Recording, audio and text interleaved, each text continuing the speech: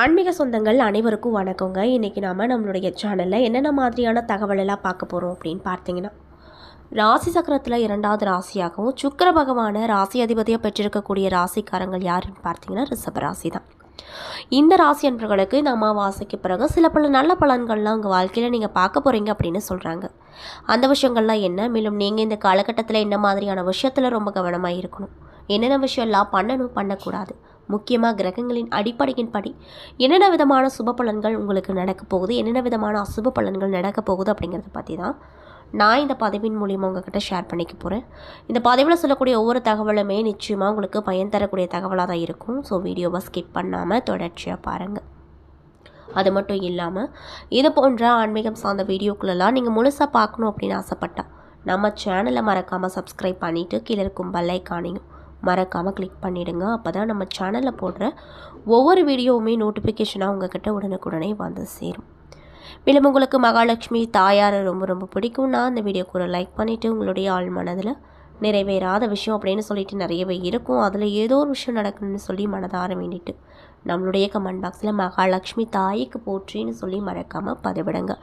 இந்த தருணத்தில் நீங்கள் அந்த தாயை நினச்சி இப்படி ஒரு விஷயம் பண்ணும்போது கண்டிப்பாக நீங்கள் என்ன விஷயம்லாம் நடக்கணும்னு சொல்லி மனதார நினைக்கிறீங்களோ அந்த விஷயங்கள் அனைத்துமே அந்த அம்மன் நிச்சயமாக நடத்தி கொடுப்பாங்க. ஸோ நம்பிக்கையோடு அந்த ஒரு விஷயத்த பண்ணி பாருங்கள். மேலும் இது போன்ற ஆன்மீகம் சார்ந்த வீடியோக்களை பார்க்கணுன்னு நினச்சா நம்ம சேனலை மறக்காமல் சப்ஸ்கிரைப் பண்ணிவிட்டு பாருங்கள். ஸோ இப்போ வாங்க நம்ம வீடியோக்குள்ளே போய் முழுசாக பார்க்கலாம். ரிஷபராசிக்காரங்களை பொறுத்த வரைக்கும் அவங்க எப்படிப்பட்டவங்க, அவங்களுடைய குணாதிசயங்கள் என்ன அப்படின்னு பார்த்தீங்கன்னா, ரிஷபராசிக்காரங்க ரொம்பவே அமைதியானவங்க, எப்பொழுதுமே அமைதியாக தான் இருப்பாங்க, அரவணைப்பாங்க. ஆனால் ரிஷபராசிக்காரங்க அவர்கள் மீது யாராவது விரும்பாதவர்களாக கவனிக்காதவர்களாக இருந்தால் அதை வெறுப்பாங்க. ஆனால் மிக முக்கியமாக ரிஷபராசிக்காரங்க சுதந்திரமாக இருக்கணும்னு ரொம்ப ஆசைப்படுவாங்க. ரிஷபராசிக்காரங்களை பொறுத்த வரைக்குமே வெற்றி பெறும் ஓட்டப்பந்தயத்தில் தினமும் ஓடுவது போன்று தான் அவங்க எப்பொழுதுமே துருதுருன்னு காணப்படுவாங்க அப்படின்னு சொல்லப்படுதுங்க. அது மட்டும் இல்லாமல் இந்த ராசி அன்பர்கள் பழகுவதற்கு இனிமையானவங்களாக இருப்பாங்க. அடிக்கடி மாறாமல் ஒரே விதமாக வாழணும் அப்படின்னு பிரியப்படுவாங்க. பெரிய மாற்றங்களை விரும்பி வரவேற்க மாட்டாங்க. இவர்கள் கற்பனை கோட்டை கட்டி அதில் வாழ்ந்து மகிழ மாட்டாங்க. வாழ்க்கை பிரச்சனைகளை கண்டு தயங்கி தள்ளி போடாமல் அப்போதே எதிர்நீச்சல் அடித்து சமாளிக்கக்கூடியவர்களாகத்தான் இவங்க இருப்பாங்க. இந்த ராசியில் பிறந்தவங்க சுமாரான உயரமாகவோ குள்ளமாகவோ இருப்பாங்க. அவர்களுடைய உடற்கட்டு நன்கு அமைந்திருக்கும் அப்படின்னு சொல்லப்படுது.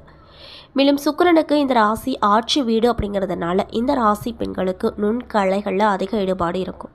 மற்ற கிரக அமைப்புகளோ சிறப்பாக அமைந்திருப்பதால் கலை உலகில் கொடி கட்டி பறப்பாங்க அப்படின்னு சொல்லப்படுது.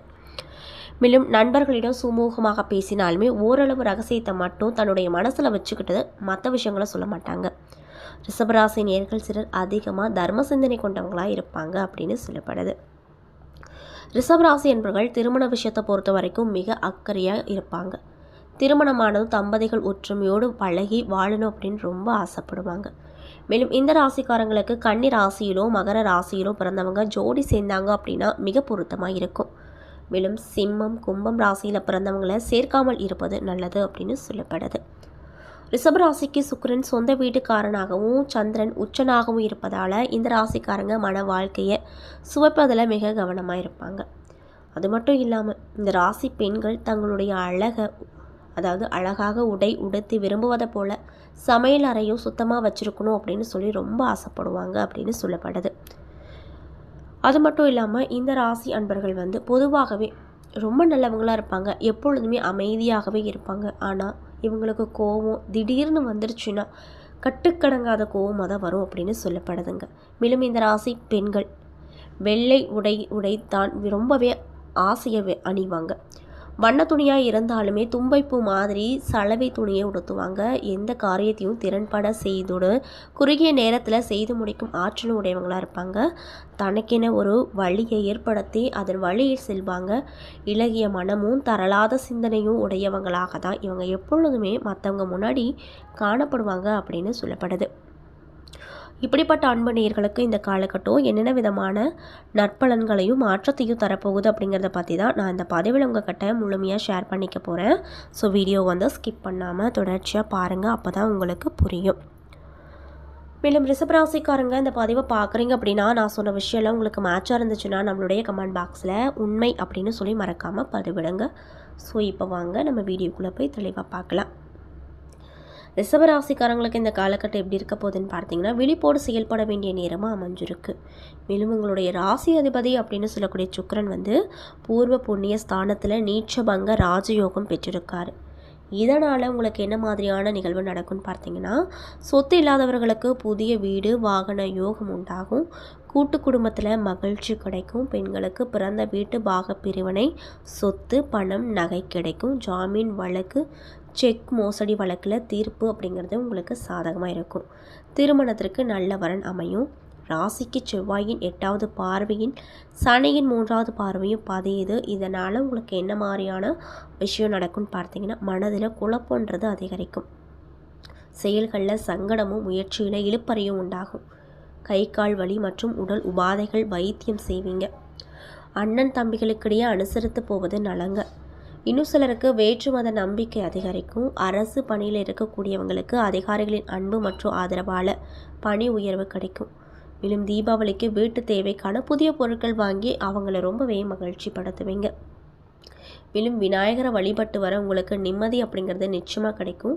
ஸோ இந்த பதிவை ரிஷபராசிக்காரங்க பார்க்குறீங்க அப்படின்னா கண்டிப்பாக அந்த விஷயத்த பண்ணுங்க. மேலும் கும்பராசியில் சஞ்சரிக்கக்கூடிய சனி பகவான் இந்த காலகட்டம் முழுவதுமே வக்ர இயக்கத்தில் இருக்கார். உங்கள் ராசிக்கு 9, 10 ஆகிய இடங்களுக்கு அதிபதி தான் சனி. பாக்கிய ஸ்தானாதிபதியான வக்ரம் பெறுவதால் சில காரியங்களில் திடீரென மாற்றம் கிடைக்கும். வாகனங்களால் பிரச்சனைகள் வரக்கூடும். அது மட்டும் இல்லாமல் ஒரு சிலர் வீண் பழிக்கு ஆளாக நேரிடும்.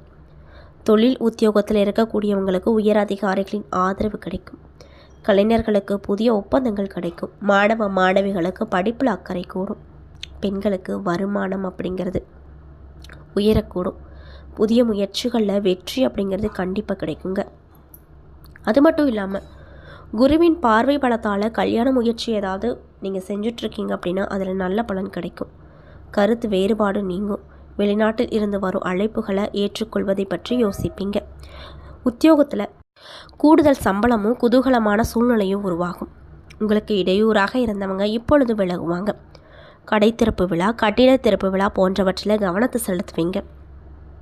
நீண்ட நாள் எண்ணங்கள் அப்படிங்கிறது இப்பொழுது நடக்கும். தொழிலில் புதிய கூட்டாளிகள் வந்து இணைவாங்க. பூர்வீக சொத்துக்கள் சம்பந்தமாக நடைபெற்ற பஞ்சாயத்துகள் உங்களுக்கு சாதகமாக இந்த காலகட்டத்தில் முடியுங்க. மேலும் கடகராசிக்கு குரு சென்றிருக்காரு. அதிசாரகதியில் அங்கே செல்லும் குரு பகவான் உச்சமும் பெறாரு. இதனால் உங்களுக்கு என்ன மாதிரியான நிகழ்வு நடக்கும்னு பார்த்தீங்கன்னா, உங்கள் ராசிநாதன் சுக்கிரனுக்கு குரு பகை கிரகமாவார். இருப்பினும் கூட குருவின் பார்வை சகல தோஷங்களையும் அகற்றும். அப்படிங்கிறதுனால அவரது பார்வை பதியும் இடமெல்லாம் அதனையும் புனிதமானது. மேலும் அதன் விளைவாக உங்களுக்கு என்னென்ன விதமான நிகழ்வுகள் நடக்கும்னு பார்த்தீங்கன்னா, எண்ணற்ற நட்பலன்கள் கிடைக்கும். உங்கள் வீடு தேடியும் வரக்கூடும். முன்னேற்றம் தரும் குரு பகவானை இந்த காலகட்டத்தில் முறையாக நீங்கள் வழிபடுவதால் நிறைய விதமான பலன்கள் அப்படிங்கிறது உங்களுக்கு நிச்சயமாக கிடைக்கும். ஸோ இந்த விஷயத்தை தொடர்ச்சியாக பண்ணுங்கள். பரிகாரமாக இந்த காலகட்டத்தில் குரு பகவானை வழிபட்டுவாங்க. மேலும் ரிஷபராசிக்காரங்க யாராவது உங்களுக்கு தெரிஞ்சவங்களாக இருந்தால் அவங்களுக்கும் இந்த விஷயத்தை ஷேர் பண்ணுங்கள். அவங்களும் பலன் பெறட்டும். என்ன நண்பர்களே, இந்த பதிவுகளில் ரிஷபராசி அன்பு நேயர்கள் அனைவருக்குமே அமாவாசைக்கு பிறகு என்னென்ன விதமான நிகழ்வு நடக்கப் போகுது, என்னென்ன விஷயத்தில் நீங்கள் ரொம்ப கவனமாக இருக்கணும், என்னென்ன விஷயங்கள்லாம் செய்யணும் செய்யக்கூடாது அப்படிங்கிறத பற்றி தெளிவாகவும் விரிவாகவும் நான் இந்த பதிவில் உங்ககிட்ட ஷேர் பண்ணியிருப்பேன். இந்த பதிவில் சொல்லியிருக்கக்கூடிய ஒவ்வொரு விஷயங்களுமே கண்டிப்பாக உங்களுக்கு பயன் தரக்கூடிய விஷயமாக அமைஞ்சிருக்கும். ஸோ வீடியோ பிடிச்சிருந்தால் லைக் பண்ணுங்கள், ஷேர் பண்ணுங்கள். அது மட்டும் இல்லாமல் இது போன்ற ஆன்மீகம் சார்ந்த வீடியோக்களெல்லாம் நீங்கள் முழுசாக பார்க்கணுன்னா நம்ம சேனலை மறக்காமல் சப்ஸ்கிரைப் பண்ணிவிட்டு கீழே இருக்கும் பெல் ஐக்கானையும் மறக்காமல் கிளிக் பண்ணுங்கள். அப்போ தான் நம்ம சேனலில் போடுற ஒவ்வொரு வீடியோவுமே நோட்டிஃபிகேஷனாக உங்கள்கிட்ட உடனுக்குடனே வந்து சேரும். நன்றி.